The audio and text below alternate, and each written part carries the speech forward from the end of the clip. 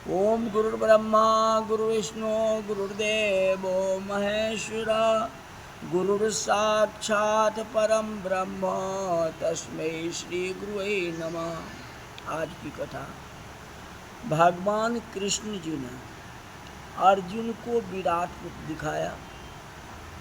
अर्जुन को ज्ञान प्राप्त हुआ। अर्जुन कहते इससे आगे की भी कथा बताओ, तो भगवान भक्ति योग बतलाते हैं, जो कि अध्याय 12 के श्लोक 1 से 8। मन में उठने वाला प्रश्न कि विश्व रूप दर्शन से बने व्यक्त रूप, जैसे कोई मूर्ति चित्र आदि का भक्ति, साकार भक्ति या ईश्वरीय गुण का अव्यक्त रूप, जैसे स्वयं या आत्मा की भक्ति कौन सी अपनाए, कौन सी भक्ति श्रेष्ठ है, इसका उत्तर जो है प्रस्तुत करते हैं। सबसे पहले तो साकार भक्ति और निराकार भक्ति की तुलना में सरल है। प्रथम तो साकार भक्ति और निराकार भक्ति की तुलना में सरल है। साकार पर ध्यान केंद्रित करना बहुत सरल है। श्लोक 12वें अध्याय के दूसरे श्लोक में श्री कृष्ण जी बताते हैं कि मन को अस्थिर कर और अति श्रद्धा से जो मुझे भजन करते हैं, मेरे में चेतनता का वास देख पाते हैं। अब ये साकार भक्त अति उत्तम योगी है, परंतु श्लोक 12वें अध्याय के 3 और 12वें अध्याय के 4 में कहते हैं कि सब इंद्रियों को वश में कर जो लोग सर्वत्र समान भाव रख के अन्य लोगों के हित में कार्य करते रहते हैं, जो मुझे अव्यक्त सर्वव्यापी अचल अस्थिर मन बुद्धि से परे अर्थात चेतनता की उपासना करते हैं, वे भी बिना पूजा आदि किए मुझे पा ही जाते हैं। फिर 12वां अध्याय के 5वें श्लोक में बताया, जो देह अभिमान के कारण यह निराकार भक्ति कठिन अवश्य है। शरीर पर ध्यान ज्यादा देने से अंतर आत्मा पर ध्यान कठिन हो जाता है, लेकिन अव्यक्त की साधना से लगा चित्त ब्रह्म गति निश्चित ही पाता है। इसमें कोई प्रकार की संदेह नहीं।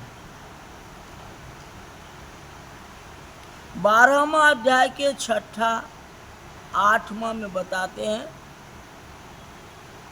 जिस साकार रूप में मेरा या चेतनता का ध्यान करते करते सब कर्म को जो मुझे अर्पण करता हुआ, जो मानव मन को अस्थिर करके मुझ में बुद्धि लगाता है, यह भी निराकार भक्ति की अवस्था में पहुंच जाता है और चेतनता में उसका वास हो जाता है। इस प्रकार चेतनता को पाना सरल भी है और श्रेष्ठ भी है। साकार का चिंतन भजन करते करते चेतन हो जाना। फिर श्लोक 9 और 12 साधारण जन के लिए ही है। कहते हैं कि मन को अस्थिर करना और कर्मों का समर्पण और भक्ति में चेतनता पर ध्यान कहने में सरल लगता है, पर काम काजी जन के लिए एकदम यह कर पाना असंभव सा है। श्री कृष्ण इसीलिए ऐसे व्यक्ति के लिए चेतनता को जानने की 3 सरल विकल्प बताए। पहला, अभ्यास योग द्वारा मुझे पाने का इच्छा जागृति करना। वह अपने प्रभु अपने इष्ट है, जिससे आप सही मार्ग दिखाने की कामना करते हैं, उसके नाम और गुण का श्रवण, कीर्तन, भजन और समन्वित शास्त्र के अध्ययन से बार बार चेष्टा द्वारा कर सकते हैं। क्योंकि करत करत अभ्यास के जरमत होत सुजा। अगर अभ्यास करते रहोगे तो साकार भक्ति भी कर सकते हो और निराकार भी कर सकते हो, कोई बड़ी बात नहीं, लेकिन अभ्यास करना पड़ेगा। यदि आप परिस्थितियों के कारण ऊपर लिखे अभ्यास में असमर्थ हैं, तो केवल कर्मों को स्वार्थ को त्याग करके अदृश्य चेतनता के निमित्त करने से भी आप धीरे धीरे चेतनता को सुन करके कार्य करते हैं। यह भी भक्ति है। तीसरा विकल्प है, कहते उनके लिए हैं जो न तो अभ्यास योग भजन कीर्तन पठन आदि और न ही कर्मों को समर्पित कर पाते हैं। जैसे अज्ञान में फंसे लोग, उनके लिए शिक्षा है, लोभ लालच को छोड़ आत्म संयमी बन केवल कर्म फल का त्याग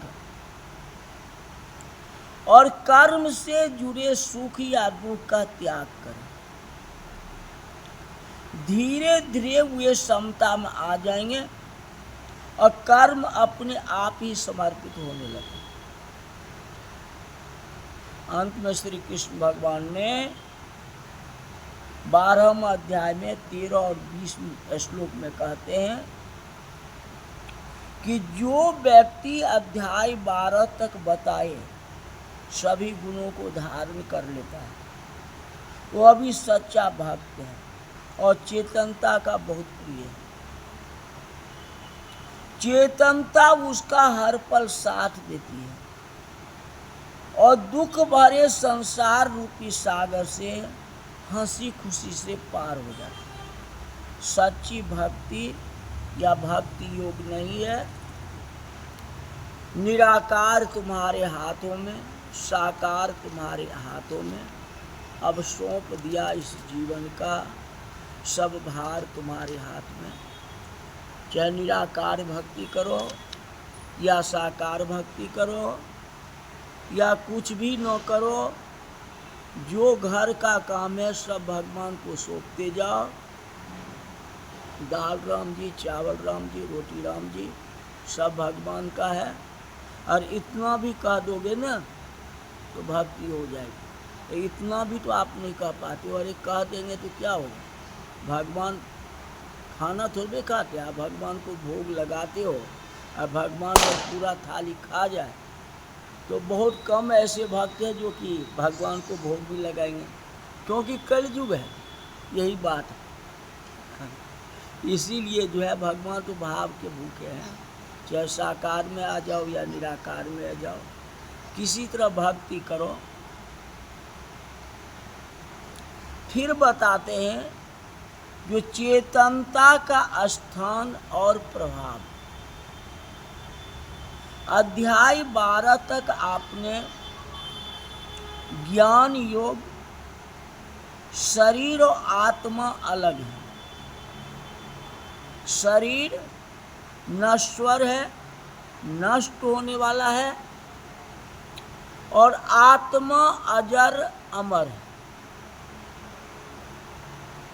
यह शरीर आत्मा या चेतनता का है।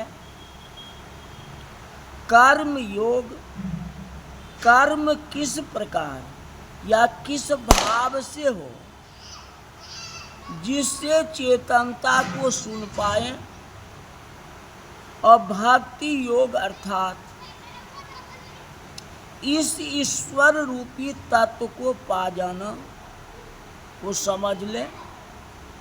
आप कहेंगे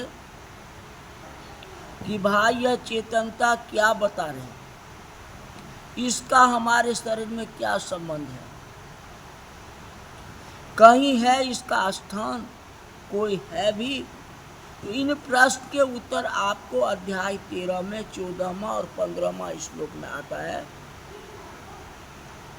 अध्याय 13 में